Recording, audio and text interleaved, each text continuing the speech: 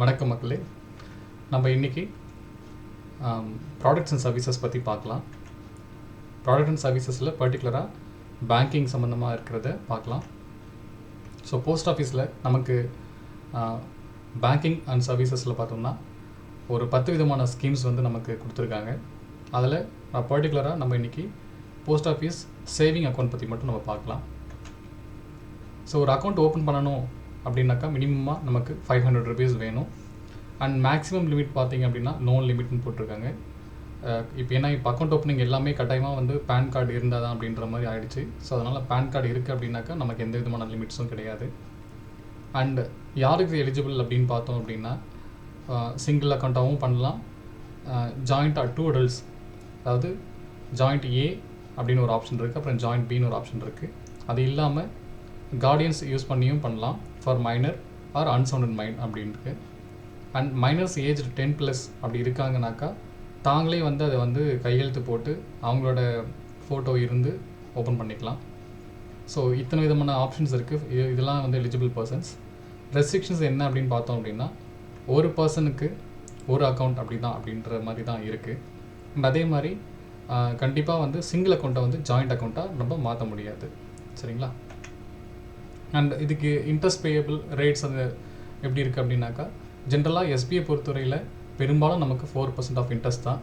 So வேறு பேங்க்ஸ்லேயோ நம்ம பார்த்தோம் அப்படின்னாக்கா அது இதை விட கம்மியாகவும் போயிருக்கு. பட் போஸ்ட் ஆஃபீஸை பொறுத்தவரையில் பெரும்பாலும் எஸ்பிஐ இன்ட்ரெஸ்ட் மட்டும் பார்த்திங்கன்னா 4.0 அப்படின்ற பர்சன்ட்லேயே இருக்குது. இது பெரும்பாலும் எல்லா இன்ட்ரெஸ்ட் கால்குலேஷன்ஸ்க்கும் ரொம்ப யூஸ்ஃபுல்லாகவும் இருக்குது. அண்ட் இதோட இன்ட்ரெஸ்ட் எப்படி கிரெடிட் ஆகும் அப்படின்னாக்கா ஒவ்வொரு ஃபினான்ஷியல் இயர் எண்ட்லேயும் நமக்கு ஆனுவலாக ஒரு முறை கிரெடிட் ஆகிடுது. அண்டு அது எப்படி கிரெடிட் ஆகும், என்ன அமௌண்ட் கிரெடிட் ஆகும் அப்படின்னாக்கா இந்த ஒவ்வொரு மந்தோட 10th அந்த லாஸ்ட் டே ஆஃப் த மந்தில் மினிமமாக என்ன பேலன்ஸ் இருந்ததோ அதை பேஸ் பண்ணி தான் இந்த இன்ட்ரெஸ்ட் கால்குலேட் ஆகும். அண்ட் அதே மாதிரி பிலோ 500 போகிற அக்கௌண்ட்ஸ்க்கு பார்த்தோம்னா அந்த இன்ட்ரெஸ்ட் கிரெடிட் ஆகாது. அண்ட் டேக்ஸ் எக்ஸம்ஷன்ஸ் பார்த்தோம் அப்படின்னாக்கா இதில் இருக்க இன்ட்ரெஸ்ட், அதாவது இதில் வரக்கூடிய இன்ட்ரெஸ்ட் பார்த்தோம்னா 10,000க்கு குள்ளே இருக்குது அப்படின்னாக்கா அதுக்கு எந்த விதமான இன்ட்ரெஸ்ட், எந்த விதமான டிடிஎஸும் கிடையாது. அப்படி அந்த 10,000க்கு மேலே போகுது அப்படின்னாக்கா கண்டிப்பாக டிடிஎஸ் பிடிப்பாங்க. ஸோ இந்த 10,000 வரை எக்ஸம்ஷன் கொடுத்துருக்க செக்ஷன்ஸ் பார்த்தோன்னா 80 TTA அப்படின்ற செக்ஷன் மூலமாக ஒரு சேவிங் அக்கௌண்ட்டில் 10,000 ஆர் 10,000 கீழே இருக்கிற வந்திருக்க இன்ட்ரெஸ்ட்டுக்கு டேக்ஸ் எக்ஸம்ஷன் இருக்குது. ஸோ டெபாசிட் அண்ட் விட்ரால் எப்படின்னாக்கா குறைஞ்சபட்சமாக மினிமமாக 500 கொடுத்து ஆரம்பிக்கணும். அண்ட் அதுக்கப்புறம் நம்ம பண்ணுற subsequent deposits multiples of 10s இருக்கலாம். விட்ராயில் பார்த்திங்கன்னா மினிமம் அமௌண்ட்டாக 50 ஆச்சு இருக்கணும். அண்ட் பேலன்ஸ் பார்த்திங்கன்னா பிலோ 500 கீழே விடாது. சரிங்களா? அண்ட் இதுக்கு ஏதாச்சும் பெனால்ட்டி இருக்கா அப்படின்னு பார்த்தோம்னாக்கா ஒவ்வொரு இயர் எண்ட்லேயும் எவ்வளோ பேலன்ஸ் நமக்கு மினிமம் லெஸ் தென் 500 போகுது அப்படின்னாக்கா அதுக்கு பேலன்ஸ் 500 கீழே இருக்குது அப்படின்னாக்கா 50 rupees பெனால்ட்டியாக நமக்கு அப்ளை பண்ணுவாங்க. அண்ட் அதே மாதிரி account when it reaches below then 50 அப்படின்னாக்கா அந்த அக்கௌண்ட் பார்த்திங்கன்னா ஆட்டோமேட்டிக்காக க்ளோஸும் ஆகிடும்.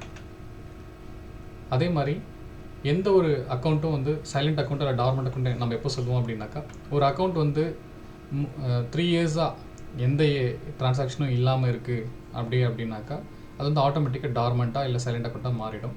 அதை ரிவைவ் பண்ணுறதுக்கு என்ன பண்ணலாம் அப்படின்னாக்கா ஒரு ஃப்ரெஷ் கேஒய்சி, அதாவது ஆதார், பேனு, அப்புறம் கேஒய்சி ஃபார்ம் வித் ஃபோட்டோ எல்லாம் கொடுத்து அந்த பாஸ்புக்கையும் கொடுத்து எந்த போஸ்ட் ஆஃபீஸில் ஓப்பன் பண்ணியிருக்காங்களோ அந்த போஸ்ட் ஆஃபீஸ் நம்ம கொடுத்தோம் அப்படின்னாக்கா அது ரிவைவ் பண்ணி கொடுத்துருவாங்க. ஸோ இது இல்லாமல் அடிஷ்னல் ஃபீச்சராக என்னென்ன நம்ம ப்ரொவைட் பண்ணுறோம் அப்படின்னாக்கா செக் புக் வேணும்னா வாங்கிக்கலாம். அதே மாதிரி டெபிட் கார்டு ஏடிஎம்மில் யூஸ் பண்ணுறதுக்கு இந்த பர்டிகுலர் இந்த டெபிட் கார்டு நம்ம வாங்கினோம் அப்படின்னாக்கா எந்த விதமான பாயிண்ட் ஆஃப் சேல் மிஷின்ஸ்லாம் யூஸ் பண்ண முடியாது, ஒன்லி ஏடிஎம்ஸில் மட்டும்தான் பயன்படுத்தலாம். And banking and mobile banking சர்வீசஸும் நம்ம போஸ்ட் ஆஃபீஸ் எஸ்பிஐ அக்கௌண்ட்டுக்கு இருக்குது. இது இல்லாமல் ஆதார் சீட் பண்ணிக்கலாம். ஆதார் சீட் பண்ணிட்டோம் அப்படின்னாக்கா நமக்கு ஏதாச்சும் மானியங்கள் வருது அப்படின்னாக்கா அது இந்த அக்கௌண்ட்டுக்கு வர வச்சுக்கிற மாதிரி பண்ணிக்கலாம். இது இல்லாமல் அடல் பென்ஷன் யோஜனா, பிரதான் மந்திரி சுரக்ஷா பீமா யோஜனா, அப்புறம் ஜீவன் ஜோதி பீமா யோஜனா, இந்த மாதிரி இந்த பிரதான் மந்திரி இன்ட்ரடியூஸ் பண்ண சோஷியல் செக்யூரிட்டி ஸ்கீம்ஸையும் நம்ம இதில் என்ரோல் பண்ணிக்கலாம். அதுக்கான காசு ஆட்டோமேட்டிக்காக இதில் பிடிக்கப்படும். ஸோ அது கன்சர்ன் ஃபார்ம்ஸை வாங்கி நம்ம கொடுத்தோம் அப்படின்னாக்கா இந்த ஃபெசிலிட்டி நம்ம ஃபீச்சர்ஸ் அவாய்ட் பண்ணிக்கலாம்.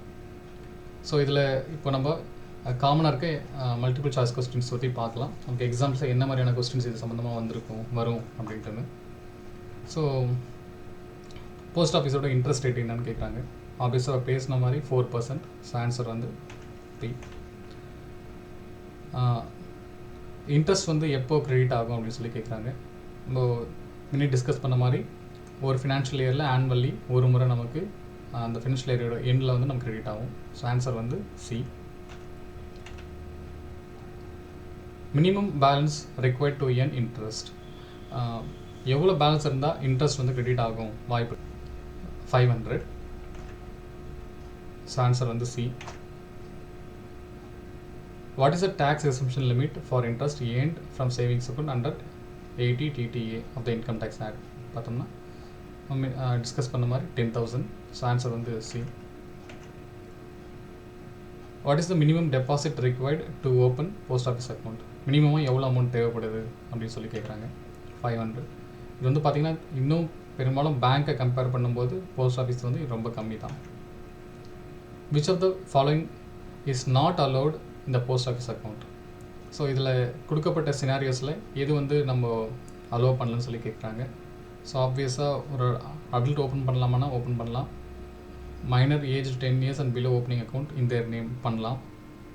Conversion of single account to joint account yes, இந்த ஆப்ஷன் வந்து நம்ம பண்ண முடியாது. ஸோ ஆன்சர் வந்து C. What is the minimum withdrawal amount allowed from post office savings account? So answer வந்து இதுக்கு வந்து 50 rupees நம்ம பார்த்தோம். So answer வந்து B. What happens if the balance is in post office savings account falls below 500 at the end of the financial year? So என்ன பண்ணுவாங்க அப்படின்னாக்கா first of all வந்து அதுக்கு இன்ட்ரெஸ்ட்டும் கிடையாது அண்ட் பேலன்ஸ் வந்து 500 கீழே மெயின்டைன் பண்ணதுனால ஒரு 50 rupees வந்து பெனால்ட்டி அமௌண்ட்டும் கட்ட வேண்டியதாக வரும். ஸோ ஆன்சர் வந்து B.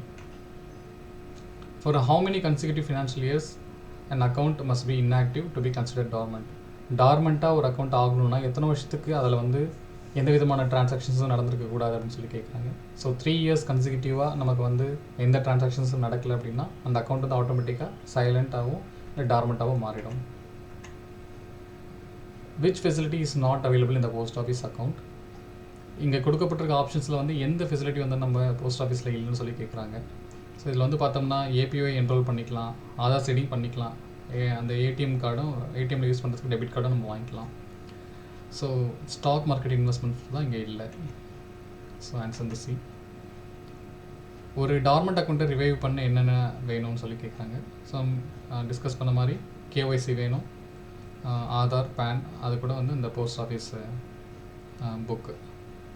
ஸோ ஆன்சர் வந்து ஏ. அண்டர் வாட் செக்ஷன் இந்த 10,000 நமக்கு வந்து அக்ரூ ஆனால் கூட இன்ட்ரெஸ்ட்டாக அதை வந்து எக்ஸம்ஷன் கொடுத்துருக்காங்க இல்லையா? ஸோ என்ன செக்ஷன் கீழே அப்படின்னு சொல்லி கேட்குறாங்க. ஸோ இது வந்து செக்ஷன் 80 TTA அப்படின்றத பார்த்தோம். ஸோ அதனால் சி தான் ஆன்சர். ஒரு what happens if the joint account in a post office when one account holder bosses away? Okay, 2 பேர் சேர்ந்து ஓப்பன் பண்ண அக்கௌண்ட்டு, 2 இல்லை 3 பேர் சேர்ந்து ஓப்பன் பண்ண அக்கௌண்ட்டில் ஒரு ப்ரைம் ஹோல்டர் வந்து இறந்துட்டார் அப்படின்னும் போது என்ன ஆகும் அப்படின்னாக்கா ஸோ ஆட்டோமேட்டிக்காக த சர்வைவிங் ஹோல்டர் வந்து will become the sole holder. சரிங்களா? ஸோ ஆன்சர் வந்து B. Which of the following actions is mandatory when the minor attains majority in post office? Okay, so ஒரு அக்கௌண்ட் வந்து மைனரில் ஓப்பன் பண்ணியிருக்காங்க, அது வந்து மேஜர் அவங்க ஆகிட்டாங்க அப்படின்னும் போது என்னென்ன செய்யணும் அப்படின்னு சொல்லி கேட்குறாங்க. ஸோ இதுக்கு வந்து நம்ம என்ன பண்ணணும் அப்படின்னா ஒரு அக்கௌண்ட் ஓப்பனிங் ஃபார்ம் புதுசாக ஒன்று வாங்கிக்கணும், ரிவைஸ்ட் எஸ்பி ஃபார்மு இல்லை அக்கௌண்ட் ஓப்பனிங் ஃபார்ம். அது இல்லாமல் கேஒய்சி ஃபார்ம் வாங்கி அது என்னென்ன டீட்டெயில்ஸ் எல்லாமே வந்து நம்ம சிஸ்டமில் அப்டேட் பண்ணிடணும். ஸோ ஆன்சர் வந்து A. Which of the following schemes can be enrolled through post office account? So இதில் வந்து ஒரு எஸ்பி அக்கௌண்ட் இருக்குன்னா அதில் வேறு என்னென்ன ஸ்கீம்ஸ் நம்ம வந்து எக்ஸ்ட்ராவாக என்ரோல் பண்ணிக்க முடியும் அப்படின்னு பார்த்தோம்னா ஆப்ஷன்ஸில் கொடுக்கப்பட்டிருக்க நிறைய ஆப்ஷன்ஸ் வந்து பார்த்தோம்னா தனித்தனியாகவே நம்ம செய்துக்கலாம். நான் பிரதான் மந்திரி ஜீவன் யோஜனா வந்து நம்ம இது போஸ்ட் ஆஃபீஸ் எஸ்பி ஸ்கீமோடு நம்ம என்ரோல் பண்ணிக்கலாம். ஸோ ஆன்சர் வந்து பி. நன்றி.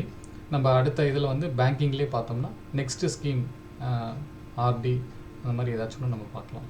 நன்றி.